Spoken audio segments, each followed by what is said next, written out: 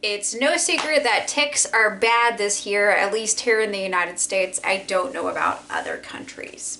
So I wanted to address what we do in regards to ticks, what I've tried in regards to repelling them, and hopefully this information can be of benefit to you. Of course, this is not medical information or advice. Consider this satire. This has not been approved by the FDA or any other acronym agency that has absolutely no ties to any industries whatsoever if you actually follow the money. Now, this is non-toxic home. This isn't, hey, let's get a synthetic chemical that is known to be a human carcinogen and let's spray it on our clothes. That's not what this is. Chemicals on your clothing, please, no. Please, no. The vast majority of chemicals, we don't even know what they do. Chemicals are pharmaceuticals, FYI. Pharmaceuticals are chemicals. All right, got that out of the way. No chemicals recommended here. Now, first, obviously, is prevention. If you can keep from getting a tick on you, then you want to not have a tick on you, on your skin. So tucking your pants into your socks and tucking your shirt into your pants. Now, if you are worried about fashion, or if you wear layers, like my husband generally wears layers outside because our cottony clothing is relatively thin, and mosquitoes can still bite through it, FYI. I will drop my discount code for cottony below. He wears generally he wears a pair of cottony pants, and then he has jeans that he wears. So he will tuck his cottony pants into his socks and wear jeans, and he looks completely, totally normal. So if that's a concern for you, there's that. I don't go anywhere, so I don't care. I tuck my pants into my socks and you can see it, and I walk around like that, and not really anybody hardly sees me anyways.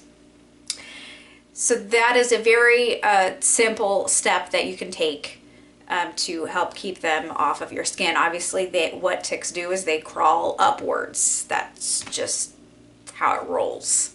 And generally, if they get up to here, you're more likely to feel them or see them. Now, some of the most common places where they can still, I mean, even if you tuck your pants into your socks and your shirt into your pants, it's not perfect, especially for the tiny little seed ticks. The nymphs, they are incredibly tiny, and the most common places where you're going to find them are going to be like your armpits, your private area, both men and women, and at your waistline, and then behind your knees, and sometimes in between your toes. So those are areas that you want to pay particular advantage to if you go outside. And apparently they're worse in municipal areas as well. Shocker, shocker. So generally, if you just go outside at all, when you come in to shower, then you want to check yourself over, make sure everything's good. All right, so as far as repelling them goes, I have tried over the years I don't know how many essential oils I've tried. I've tried combinations. I have purchased essential oil, bug spray. Nothing works anymore. Rose geranium oil used to work. It stopped working in 2018 or 2019 for me. I have no idea why, but it did. So then I started eating tons of onions and garlic. If I ate tons of onions and garlic, then it was like I was a ninja, an invisible ninja, and the ticks couldn't see me the next day. But I would have to eat a ton every single day in order for that to work. So that's not really feasible for me. Maybe you eat a lot every day and you can handle eating a lot of onions and garlic every day. I'm not a big eater, so I'm not going to be eating a ton of that. But that is something that may help you. I haven't tried that in the past year or two, so I can't say whether that would work for me today or not. Let's see, essential oils. garlic and onions. But as far as repellents go, I haven't really found much. Oops, I meant to grab one more thing here. Nothing that I have tried thus far, that I've tried much, has worked. However, there is one thing that I've tried recently. I don't know if it's a fluke. I haven't tried it. I've only tried it a few days. This is, and I'm not saying that this is natural, but it's 5 gazillion times better than anything that you buy on the market for tick repellent as far as chemicals go. This is wintergreen rubbing alcohol, isopropyl alcohol. And I'm not saying it's perfect. Obviously, the rubbing alcohol part isn't toxic, but it has blue 1 methyl salicylate and yellow 5 in it, which are not healthy. But as far as, you know, smelling it or being exposed to it, most people, even the chemically sensitive, probably are going to be all right with it. It does have a bit of a wintergreen scent to it. So what I did was I took a paper towel, got some on it, and then I dabbed it on my clothing, at my wrists and at my ankles. Seems to help. But the jury's still out. I don't know yet. But I wanted to share that just in case. Another thought, haven't tried it yet, but another thought is to get packing tape. And I'm specifically saying packing tape. You'll note that I'm not saying duct tape, because most duct tape is natural rubber latex based, and natural rubber latex is a sensitizing toxicant. It is so much more harmful than anybody realizes. The natural rubber latex industry is incredibly powerful. If you try to pass legislation in regards to limiting latex glove use, for example, in medical facilities, you will find so much pushback for a reason, because as of 20 or so years ago, over 40,000 products had natural rubber latex in it. It's not natural. It's just not. I will link you to an article as well as to a video in which I show you some of the toxic chemicals that are in it. And again, it's not just toxic, it also is a sensitizer, which means that every time that you're exposed to it, it's more likely that you're going to react to it. And all of us, all of our bodies, everyone's body is immunocompromised these days just because of the world in which we're living in. Non-native EMFs compromise your immune system, FYI. So rather than duct tape, plastic tape, plastic packing tape. I was thinking about, you know, putting this on my wrists, because, well, I don't know. I don't think it's going to work so well around my wrists because I move so much, but it might work. I don't know, because sometimes they get on here when I'm working in the garden and stuff, or just doing whatever I'm doing outside. I'm a farm girl, basically. I'm a country girl. But more importantly, where they usually latch on or going up my shoes or socks. So I was thinking about wrapping this around my ankles. A thought. Haven't tried that, but I think I'm probably going to try that this week and see how it goes. Now, another thing, God forbid if you get bit. Okay. You need this in your life. We have 3 sets of these. This is called the tick twister. You do not, I saw the worst advice recently from an ER doctor. He said just to take a tweezers and just grab it and just pull it. That is the worst advice. No, what an idiot, just a fool. Yeah, I just said that because it's true. Tick twister, you don't just grab it and yank on it. It comes with a large one and a small one. The small one obviously is for the smaller ticks. And these are essential to us. They're so critical to us.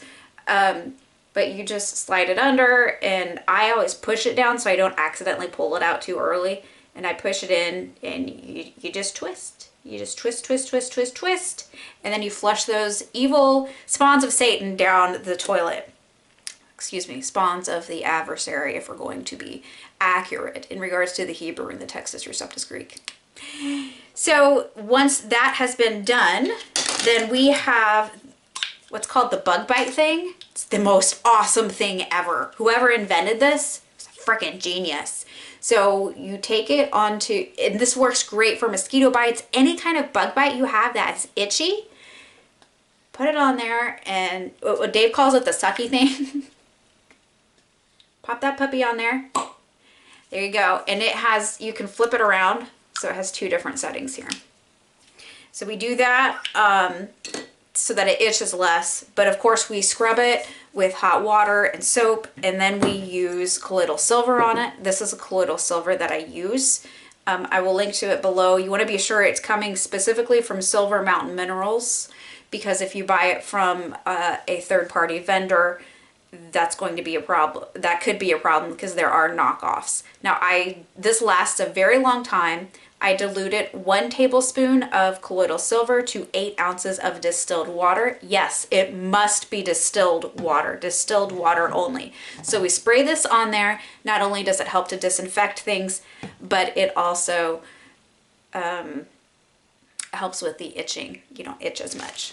So that is the immediate thing that we do. Also, I highly recommend, and I'm not going to share with you all of the research that I did years ago, all of the studies that I read, all of the books, no.